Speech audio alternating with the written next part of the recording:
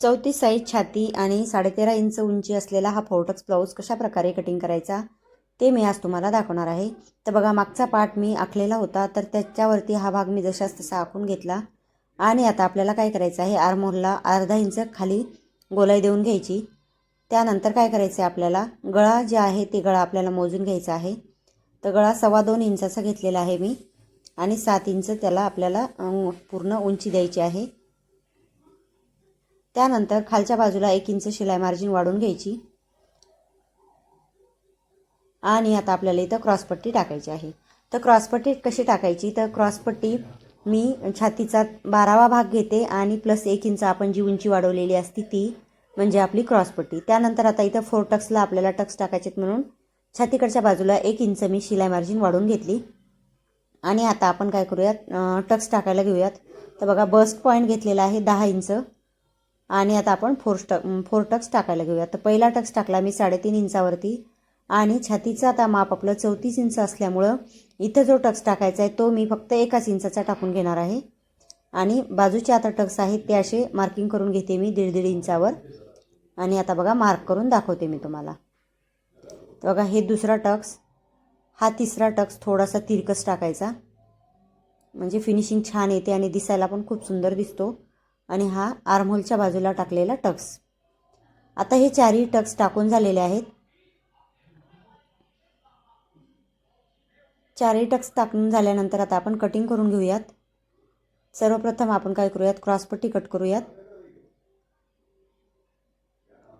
त्यानंतर ही 1 इंच शिलाई मार्जिन वाढवून घेतली होती, तिथून आपण पूर्ण कटिंग करून घेणार आहोत। आता हे गळा मी डायरेक्ट मापाच्या ब्लाऊजनुसार मापून घेतलेला आहे, आणि पूर्ण आपण कटिंग करून घेतली। आता कटिंग केल्यानंतर अस्तरला जोडून घ्यायचं आहे आपल्याला हे दोन्ही भाग। तर आता आपण शिलाईचा पण भाग पूर्ण पाहणार आहोत। तर व्हिडिओ तुम्हाला कसा वाटला हे मला कमेंट करून नंतर सांगा, आणि तुम्हाला अजून काही शिकायचं असेल तर तेही कमेंट करून सांगा। आणि चॅनलला नवीन असतील तर सबस्क्राईब करायला आणि फॉलो करायला विसरू नका। आता हे पूर्ण अस्तरला जोडून घेतलं बघा, मी अस्तर आणि ब्लाऊज पीस जोडून घेतलं। आता आपण टक्स टाकायला घेऊयात। आता टक्स तिरकस होऊ नये म्हणून आपण बघा, पहिले जे आपण रुंदी घेतलेली होती म्हणजे 3.5 इंचावरती घेतलेला होता भाग, तो सरळ करून अशा प्रकारे मी पूर्ण टक्स टाकून घेते। आणि बघा, आता आपण टक्स मी तुम्हाला दाखवते कशा प्रकारे टाकलेला आहे, ते एकदम सरळ आलेला आहे।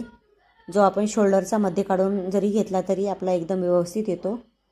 आणि आता हे दुसरे टक्स आपण 1/2 इंचाच्या अंतरावरती टाकणार आहोत, जास्त शिलाई मार्जिन यामध्ये घ्यायची नसते। आता हा तिरकस आहे म्हणून अशा प्रकारे मी धरलेला आहे। आणि हा आर्महोलच्या बाजूला टाकलेला टक्स। आता हे चारही टक्स टाकलेले आहेत, आणि खूप सुंदर असे हे टक्स आपण टाकून घेतलेले आहेत, आणि दिसायला पण खूप छान दिसतो हा भाग। तर बघा, अशा प्रकारे तयार झालेला आहे। आता आपण काय करूयात, क्रॉसपट्टी जोडून घेऊयात याला। तर क्रॉसपट्टी एक बाजू, खालच्या बाजूला एक बाजू, म्हणजे जी कापडची बाजू आहे ती वरच्या बाजूला घ्यायची, आणि क्रॉसपट्टी जोडायला घ्यायची। आता क्रॉसपट्टी जोडते कोणताही भाग असो, आपण थोडीशी क्रॉसपट्टी पलीकडच्या बाजूला, म्हणजे जे आपण हुकपट्टी आहे हुकपट्टी लावतो त्या बाजूला सोडून मग जोडायची असते, म्हणजे तिरकस वगैरे होत नाही। आणि आपण हे जे कापड जोडलं याला पुरल्या जाते। आता हे पूर्ण कापड मी आतमधल्या बाजूला दुमडून घेतलं, आणि दुसरा भाग आपण क्रॉसपट्टीचा जोडायला घेतला।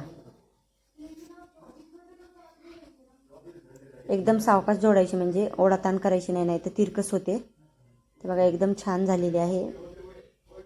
आता हे सरळ करून घेते। बघा, अशा प्रकारे तयार झाली ही।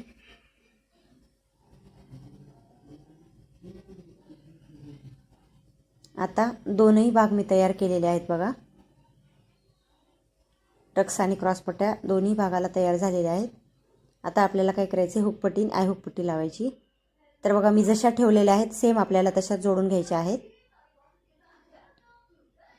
आता ही हुकपट्टी आहे, ही आपण खालच्या बाजूला जोडून परत वरच्या बाजूला तयार करतो। तर अशा प्रकारे आपल्याला इथं हुक लावायला पट्टी तयार करायची ही।